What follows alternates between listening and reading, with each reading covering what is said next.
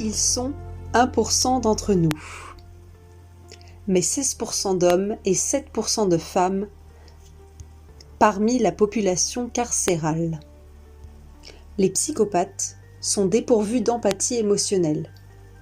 Ils sont incapables de se mettre à la place des autres.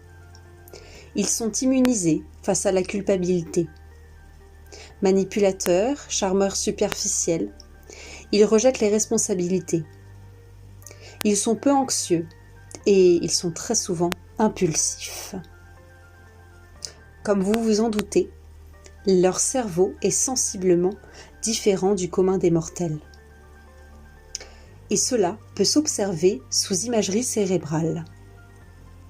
Dans cette vidéo, nous allons aborder le sujet de la psychopathie, mais sous l'angle des sciences cognitives, et pas du point de vue psychologique, comme il l'est d'habitude. Je vous ai tout de même listé la majorité des traits de cette personnalité en introduction, et je vous mets dans la barre de description les 40 critères de Robert Hart qui permettent de déterminer à quel point un individu est psychopathique. J'ai découpé cette vidéo en 3 parties. La première portera sur l'histoire du neuroscientifique James Fallon, qui en analysant les cerveaux des meurtriers, s'est rendu compte que lui-même avait un cerveau psychopathique. La deuxième partie portera sur les régions du cerveau qui sont hypoactives. La troisième partie, pourquoi ils sont plus susceptibles d'être addicts. James Fallon est un neuroscientifique qui est assez célèbre puisqu'il a fait certaines conférences TED. Il a fait passer des scans PET à des meurtriers. TEP, topographie par émission de position, qui repose sur l'injection dans le sang d'un traceur faiblement radioactif. Et ce traceur qui est marqué de glucose, une fois injecté, il va se fixer sur les différents organes et permet d'analyser leur fonctionnement.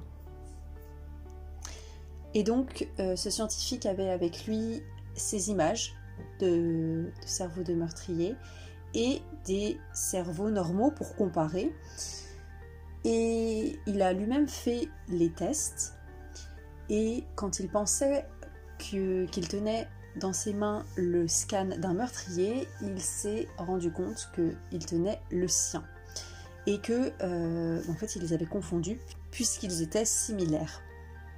Il a d'abord pensé que c'était une erreur, mais non, c'était bien son scan. Et il s'est rendu compte que les zones du cerveau, les zones de son cerveau liées à l'empathie, à la moralité et au contrôle de soi montraient une faible activité. Deuxièmement, pour rentrer un peu plus dans les détails, des études ont montré que les connexions entre le cortex préfrontal ventromédian, une partie du cerveau qui est responsable des sentiments tels que l'empathie ou la culpabilité, et l'amygdale, donc connexion entre cortex préfrontal et amygdale, qui lui est impliqué dans la peur et l'anxiété, eh bien ces connexions étaient très réduites. Les fibres de la matière blanche reliant ces zones étaient très faibles et leur activité était peu coordonnée. On a aussi le cortex orbitofrontal qui est hypoactif chez les personnes avec un haut degré de psychopathie. Celui-ci, ce cortex est utile dans la prise de décision. Ça peut expliquer pourquoi ces individus prennent des décisions extrêmement rapides et parfois peu réfléchies. Alors là, on rentre dans l'interprétation et c'est pas le sujet de la vidéo, mais il y a deux types de psychopathes, les prosociaux et les asociaux entre guillemets. Prosociaux, des individus qui sont réfléchis et qui vont jamais commettre de meurtre, et les asociaux entre guillemets qui vont avoir le plus haut degré de psychopathie et qui vont se retrouver derrière les barreaux. alors que les premiers savent à peu près se contrôler et vont même réussir professionnellement. Un dernier point, et pour rejoindre ce qui a été dit plus haut, leur amygdale est plus petit, à un plus faible volume, cette région du cerveau étant le siège de l'empathie, de la peur et de la régulation des émotions. Pour résumer cette partie, on a principalement des défauts dans le cortex préfrontal et l'amygdale, qui vont être moins activés. Et troisièmement, pourquoi est-ce qu'ils seraient plus sensibles à l'addiction ? Eh bien parce que leur système de récompense dopaminergique va être plus activé. Donc une étude a donné des amphétamines à des sujets, un groupe de sujets qui étaient antisocial avec des tendances de violence, et un autre groupe normaux.